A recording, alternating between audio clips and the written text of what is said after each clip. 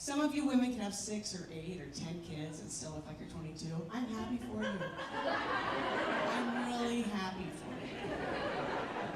But for some of us, it doesn't work out that way. It looked like a family of 5 had a wrestling match in my stomach. And people tell me, they tell you your breasts they're gonna sag. You know that. That's just part of your life.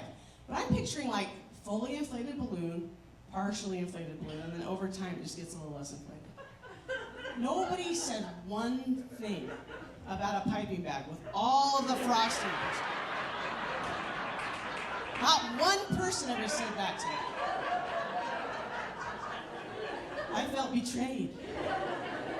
For many years, my biggest fear was a mammogram. I thought, no, not my preciouses, they'll get squished. By the time it rolled around, it was just like, flop it on there. They're like, this machine doesn't go that far, we gotta get another one in here. Squish it down. It's brutal. I was still a size D cup, but I just had to like roll it up, scoop it, roll it up. And of course Steve was like, you look great. And I'm like, that's BS, you just don't want to pay for it, it's fine. I finally convinced him that he was going to have to spend just as much money on the amount of powder that it would take for non-friction over the years, and to just get it taken care of. You know what I mean? So I finally went, and I'm in the consultation area, and they give me like a little reading pamphlet. And on the pamphlet it said, if you can hold a pencil underneath your breast, you're a great candidate for breast lift. I thought, oh my gosh, I had to read that again. If you can hold a pencil? Like, it would make sense to me if it said, if you can hold a carton of pencils.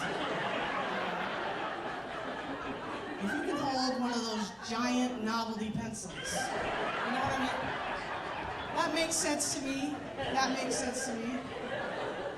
So I started looking around the room. I was like, oh, a jar full of pens on the desk. I'll take that. Vase of flowers, sure.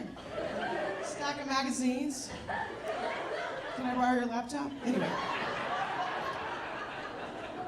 When I finally got back into the examination room, I just ripped off my shirt and I had 2 98 packs of crayons, with the sharpeners on the side. I was like, I qualify. I'm a great candidate. I didn't want them to know. And then for good measure, I just lifted up my stomach, threw out some markers. I just didn't want them to turn me away. I was worried.